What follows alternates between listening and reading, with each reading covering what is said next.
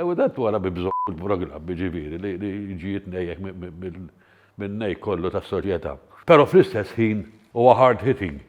Kif għalaqna l-ewwel staġun tal-E-Cabs għatawni waħda sal-istudio biex niltaqa' maħut mill-mistiedna li kellna biex nistaqsihom dwar l-esperjenza tagħhom fuq il-podcast.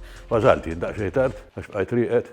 Dan il-feature kien possibbli grazzi għal Stretta Beer, E-Cabs, Derek Meats u Vella Falzon.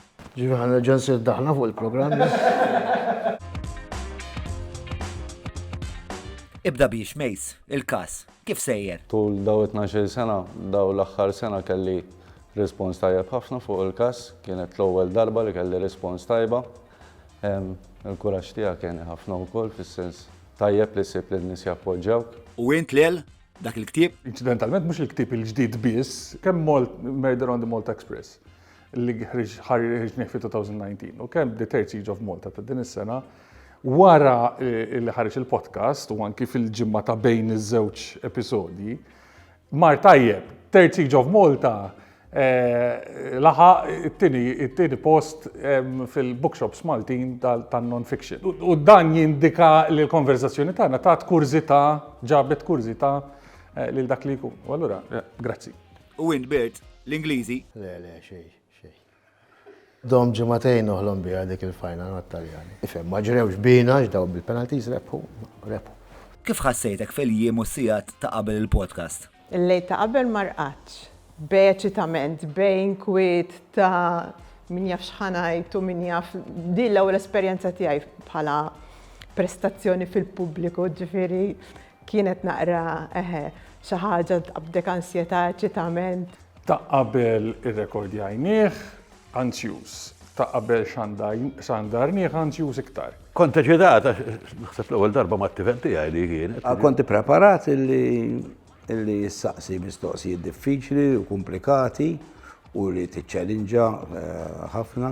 Imma fl-istessin kont komdu għax waħda mill-iktar affarijiet li forsi n-nies ma jindunawx hija illi l-atmosfera li għaw ġewija li tħajrek tkun sinġir. Umbat wara? Tistrieħ u taf li hemm in-nies qegħdin nisimgħuk. U mhux qiegħed waħdek fil-verità x'jiena dejjem kont naħseb li jiena kont qiegħed waħdi imma fil-verità naħseb I was mistaken. Fingers crossed, maċċa ċuċata. Jew maċċa ħaġa li ħadd irrabja lil xi ħadd u jkun ħaqni għax nirrabja n-nies hija parti minn xogħli. L-ewwel kien hemm kif naqbad ngħid interess personali peress li kien l-ewwel podcast ta' John.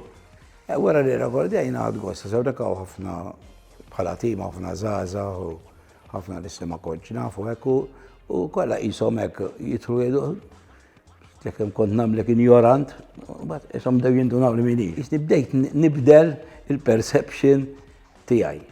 Kont sorpriża ma ħadd pjaċir li ħarġet daqshekk naturali l-kelma. Tankun ġieli mistieden imkejjen oħra fuq temi jew suġġetti differenti, niddejjaq li kollox ikun ippjanat kemm sta jkun dik l-spontanjetà u dik l-autentiċità tkun trida naħseb u naħseb dak is-suċċess għall-podcast. X'inhi l-aktar ħaġa li sorprendietek dwar il-podcast? Xi ġimagħtejn ilu pereżempju kont qed nagħmel sejma mhux nagħmel, ġibi ma darba mortovet illi hemm insomma. Hemm wieħed qed jom naqra botek, mister għalli. Alla għamellek kelma please. Naħtaqt li proġett tal-programm xkont teħda. Għalli għajt proġett it-tifel dak il-żubba batlu. Il-fatt li għaddejt mill-eżami tal-mara diġà pass tajjeb. L-intervista kienet autentika. Kultant ta' raġuni differenti jinnaf il-barriera tal-lingwa jew it-ton li nuża għax ħafna drabi niktef ir-rabja. Joħloq dal-ostaklu bejnek u min qed jaqra. Il-poddata tiegħek waqqad dawk l-ostakli. X'tib ta' feedback irċevejt? In-nies jafuni li nġibha fuq il-ġebla llum il-ġurnata. Hekk isibuni. Irkib ġo taksi u qabel ma nżilt id-driver induna minni. U jiena dħalt fuq wara u laqani għalli għandi pjaċir minn għalli inti dak li ġibha fuq il-ġebla. Jiena il-podcast sfidali ħaġa li jiena magħruf ħafna liha fil-qosor. Ma kontx nistenna li suġġett bħal dak li ddiskutejna joħloq daqshekk interess. Però dal-podcast tallimni lin-nies joqogħdu jaraw 3 sigħat u nofs. Kelli ħafna nies li kitbu li personalment li ħassew li tajtom vuċi fuq ċertu aspetti li forsi mhux is-soltu jiġu msemmija fil-pubbliku. L-iktar ħaġa li laqtitni li l-udjenza li qatt ma immaġinajt li ħadd tismani u tarani. Firri anka ħbib tiegħi li ma tantx għandhom interess dat tip ta' suġġetti, kollegi, dik kienet xi ħaġa li laqtitni ħadd pjaċir ħafna. Konna intqajt marbat ħbib, jiena ma tantx għandi ħbib, ma tantx intaqa' ma' ħbib, però kultant intaqgħu hekk morru passiġġjata. U kien hawn wieħed insomma qabadna nitkellmu u x'ħadd semma l-podcast ta' John, x'inhu da qal, kienu ma semax bih. Daw qabad il-mowbajl u beda u saħbu dak il-ħin u dan spiċċa il-passiġġjata kollha li dan jara l-podcast ta' John kemm veru tajjeb tagħli. U da bniedem mhux żgħir u bniedem ngħidlu jiena mhux xi ħadd rivoluzzjonarju. Oħra din, m'għandux udjenza illi għandha xi ħaġa komuni. Dar darba xi 11 rofsa bil-lejl kellna bżonn taksi jienu Mendi bħalda fil-karozzek u tat-taksi qal li kemm ħadd gost nisimgħu fil-podcast qal li smajta darbtej għatlu. Nista' nkun qabirra.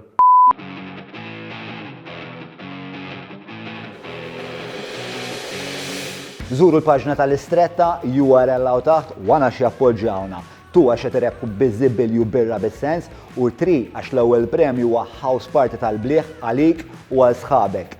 U jekk m'għandekx bib, xempel mużu meċi, dawk ġa qegħdin seba'. Tajba dil-Istretta minn. Rajt episodji oħra? Ma rridx ngħid li rajthom kollha nkun onest. Le, fil-fatt kollha rajthom. Rajt il-podcast kollha bil-lejl qabel norqod ġifieri nisma'w narhom. Ija, kien hemm episodju li rajthom kważi kollha. Iva, kważi kollha segwejthom. Li mlaqtuk. Na Peppi Azzopardi u Marka Milleri. U naħseb għall-istess raġuni li minqalli li sab il-podcast li kont fih jien interessanti. Skoprejthom, ġifieri kont nafhom bħala personalitajiet, però ma kontx nafhom, ma kontx naf what makes them tick. Ta' Mejsil dak li kien il-ħabs. Ta' Delija laqatni wkoll. L-iżjed podcast illi irrabjatni kienet il-podcast ta' Bone. Għax tant kien tajjeb il-rabjajt għat-tim u id-darraġa kif qatt ma stidnu xaraban. Amazingness, għax ġenwin ħafna. Jien meta nisma' l-ħaddieħor iktar milli noqgħod ngħid speċi ta' kemm hu profond jew filosofiku dak li jkun, kemm li qed jgħid ġej mhux mill-moħbis, mill-qalb ukoll ġifieri. Tar wieħed li tista' tgħid laqatni kien Eman Borġ. Għax naħseb bek laqatni ħafna għax tisma' ċertu esperjenza ta' tifel fejn kien u sa fejn wasal illum il-ġurnata. Allura li l-lajt dak it-tant u wasal tsaw, irid kollok il-bajt minn. Matthew Gregg had the so-called or the self-titled ex-gay. Ammirajt fih, l-għolet il-mod serenu kan bieħ jesprimi ruħu.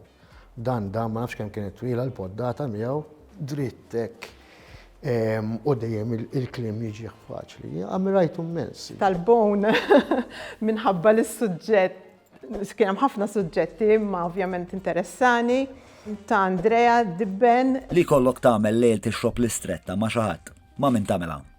Clemence Dujardin, il-mara tiegħi. Jinna ma' Joseph Muscat. Ħanara kif jaħdem dak il-makkinarju li għandu għaw. Mux ma' Charles Darwin. Ma' missieru ma' nannuwi, naħseb daqqa. Dik kienet l-axħar xewqa li rrit nagħmel ma' missieri li npoġġu naħdu fl-ixkun birra u. Tony Iommi, kitarista tal-Black Sabbath. 9986 6425. 6425. 6425. Awguri 4 burgers gourmet minn għanta Derek. Għallu iżda Derek. U jena Derek niftakru minn mindu kont tifel żgħir. U għet mill-ħwiet li konna morru għandu kien ta' Derek u memorja tajkel tajjeb. Iżda ħadha tifel tiegħi. Mill-affarijiet kollha li smajtni nistqar fuq il-podcast li minnhom taħseb l-aktar l-għandisbal dwarhom. Li tittalaq l-istazzjonijiet tal-partiti għalkemm li żjed wieħed illi ħawwatni fuq dik. Iktar wieħed li kont intelligentement poġġejt l-istampa li diffiċli li illi jek speċi n-argumenta kontrija, pero xorta d-din emmen li għandhom jibqaw l-istazzjonijiet. U fuq l-abort ukoll. Mux ma naqbix, dawa wieħed stilu l-ħor. Jena per eżempju noqgħod attent li tuża kliem iktar semitiku. Waqt li inti tuża kliem ħafna minnu huwa romanz ġifieri. U ġalti naħseb fil-fatt, għax għad tisma' wara kollox għaliex għandu kulħadd ikollu l-mentalità tiegħek li għandna nażlu s-semitiku. Ma hemm ċertu kliem taljanizzat li tuża inti, joqgħod. Meta kif bdejt tiddefinixxi lill-Alla naħseb hemmhekk inħeġġek tirrifletti iktar fuq il-kunċett Alla kif imsawwar fl-Antik Testament u kif inhu spjegat jew rifless fit-Testament il-ġdid. Għala taħseb li l-podcast għamel daqshekk ħoss? Ħanajlek għax jitkellem bil-lingwa tal-lum. Minkejja li inti fil-fatt ma tużax eżattament il-lingwa tal-lum. Ħannu l-lingwaġġ tiegħu biex nisew. U dat wara bibżomm program ġifieri li ġiet ngħejjek minn ngħid kollu tas-soċjetà. Però fl-istess ħin huwa hard hitting. Minħabba l-ewwel net is-setting tiegħu. Ġifieri li inti għandek tnejn minn niesek faċċata ta' xulxin b'ċertu intimità li kważi ma jkollokx fil-ħajja normali u qed jiddiskutu l-iżjed affarijiet deep, u l-iżjed affarijiet frivoli, u l-iżjed affarijiet li minn għalik ma jinteressawk. Xuf daqqa waħda, tajt qara jiena di, mid-dera kienet tinteressani. U tibqa' tisbaħħa u tmur tfittex dwarha dik il-riċetta u dawk l-ingredjenti jagħmlu dan il-podcast, ġifieri mhux għax qiegħataw qed ngħidha l-affarijiet, qiegħataw ngħidha l-affarijiet għax rajthom jiġru fil-każ tal-podcast li kont fih jien u fil-każ tal-podcast l-oħra. Nasib jappella dik il-riċetta u l-ingredient maġika għal ħafna nies, għal diversi nies, mingħajr ma tipprova tolqot il-massa. Huwa xi ħaġa li qatt ma kellna Malta, meta n-nies tkellimhom dwar il-podcast jgħidulek John Black Antonini. U xi ħaġa iktar profonda, qed jiġu diskussi temi li forsi x-xandir tal-massa jevita li jiddiskuti. M'hemmx il-mistednin tas-soltu għax għandna 4 mill-nies li qishom jiddominaw l-airwaves kompletament. Da pajjiż li jitkellem ħafna u ma jiddiskutix. Il-xandir pubbliku huwa kompletament imneżza bid-diskussjoni intelligenti u mill-analiżi kritika. Il-partiti politiċi huma l-istazzjonijiet tal-partiti politiċi huma madrasas, huma għajjot Allaħ sjajru lil xulxin. Kellek il-persuna li jgħid li hu ex-gay. Matthew Gregg. Jien kif nisma' xi ħadd jgħid hekk. Jiena da persuna li ma rridx inkun nafu. Ma rridx niltaqa' miegħu, żgur ma rridx nixrob birra miegħu. M'għandux jgħidli u m'għandix ngħidlu. Però irnexxielek toħroġ minnu l-umanità tiegħu. Kapaċi timitani? Bat li l-nifsi nindirizza l-tfal bro xi darbtej wara li intervistajtni. Ma kienux impressjonati xejn. Kultant meta narak, meta titkellem u da nara lili. Nara ħafna lili fik, ġifieri, nara ħafna l-ommok ukoll, ħafna. Għandek traits li fik li naqat ma kelli ġifieri, u naħseb qatt ma jista' jkoll. Qatt ma jista' jkoll mhux tagħmel għax ma jissa dik triq. Imma għandek ħafna traits li huma tiegħi ukoll u hu gost insomma ġifieri. Lilek. Aktar mill-li nimitawk naħseb niggustawk meta tagħmel hekk u tibda xejjeritek u tfajjar il-kliem u wara l-programm bdiet tiġi ħafna l-kelma bro. Fuq it-tim tiegħi x'ingħidu? mhumiex ħbieb, mhumiex nies li naf, huma familja llum il-ġurnata.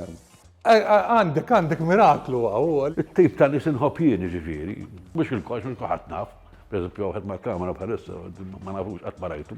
Dak il-jojo kien il-right hand man tiegħi l-laf Malta. Iltqajt l-iktar ma' Kenneth Bone li huwa jirrappreżenta d-disciplina, l-ordni, il-preċiżjoni u ovvjament jibbilanċjak ħafna. Li miss one word answers. Jina l-unika one word answer li nafnati huwa aħ. Min mit-tim huwa l-aktar dħuli? Naħseb Mark, minn. Mark bniedem naraħ caring ħafna, jaħseb ħafna fis-sens f'ta' madwaru. Il-bones gulli. Kenneth Bone. Nżgur li. Fimni, jina l-iktar uħet li naf il-Wejza. Wejza nka sifirna fl-imkien, morna namlu ħallelin tal-bahar, morna Palermo, morna Tunezija, taraħ. Forsi għandu, ma tkunx taf għandu mne anka jbezza, kħiġiviri, għax għandu għada ta' pero raġel ta' t-sokkor. Julian, Zazuħ, ma nafx tafuħx, illi fil-break meta rani nippassiġġa u hekk qatt jitkellem miegħi, qatt jgħidli fuq ħajtu, jien qatt ngħidlu fuq ħajti, u għalkemm kien hemm affarijiet li beda jgħidli li ma jaqbilx miegħi. Hekk ħassejtu vera tħuli, vera hekk. Tħuli, ġifieri simpatiku. Diffiċli, għax ma nasibx li tiskorjaw ħafna fis-simpatija. L-aktar organizzat? Nissuspetta Kenneth Bone. Il-bown jider. Maħnu naqbal naktar xlekku l-ingravata, Francesca. Bonu, mux bil-fors. Il-bon. Kulħadd il-bon u jidher ukoll. Bla dubju Kenneth Bone. F'Malta għandna bżonn aktar? Il-bżon li naħsbu x'ħatkun il-konsekwenza ta' dak li ħatamel, kuxjenza. Ħsieb. Min kollox, barra korruzzjoni, dik għanna kemm irridu. Ignoranza għanna biex nbijaw. Imma bil-bqija l-affarijiet hekk intelligenza, edukazzjoni, dak għanna bżonn ħanajlek nimpurtaw u nibqgħu nimpurtaw. Kuraġġ biex niġġieldu il-korruzzjoni, biex niġġieldu il-qtil ta' ġurnalista, biex niġġieldu għad-drittijiet fundamentali tan-nies fil-ħabs, tal-immigranti.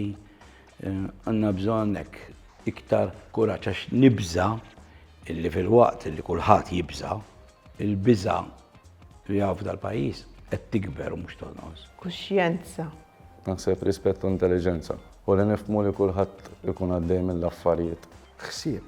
Għandek xi messaġġ ieħor tal-aħħar? Nispiċċa birra, please. Daqwa minn xarabank.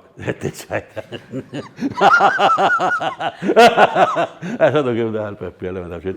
Jekk inti qed toqgħod bil-qiegħda tisma' dawn in-nies illi jitkellmu xi kultant jitkellmu b'mod profond jien naf Beri Brigulio pereżempju. Ngħidlek li inti tajjeb biex tmur l-università. Hawn ħafna li jaħsbu li biex tmur l-università tkun xi bravo ħafna. U jekk għandek 24 sena, qas għandek eżami wieħed, tista' tmur l-università jekk dal-podcast qed taraħ u qed issegwi tħoss li qed titgħallem, mur l-università wkoll. Għax tkompli twessa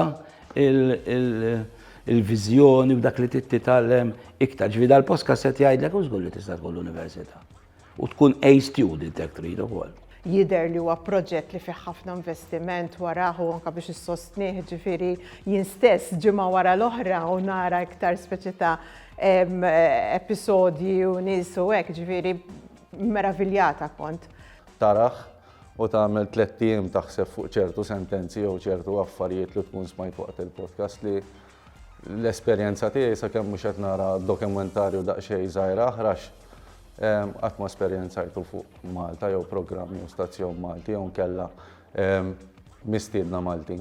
Is-sigrit tiegħu dal-podcast hu bħal tal-bale, tara ballarin, jerfa' ballarina, isimhu xu. Dal-podcast is-sigrit tiegħu għal jidher sempliċi, tirnexxielu jwassal dak li huwa diffiċli ħafna.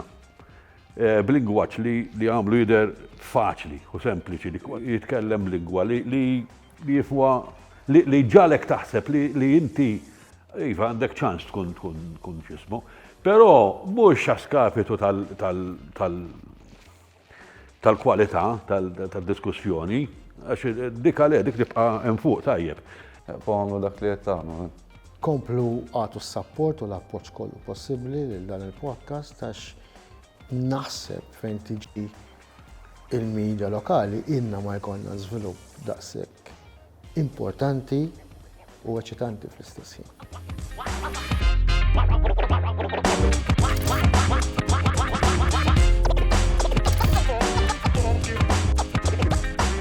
Dan il-feature kien possibbli grazzi għal Stretta Beer, E-Cabs, Derek Meats u Vella Falzon.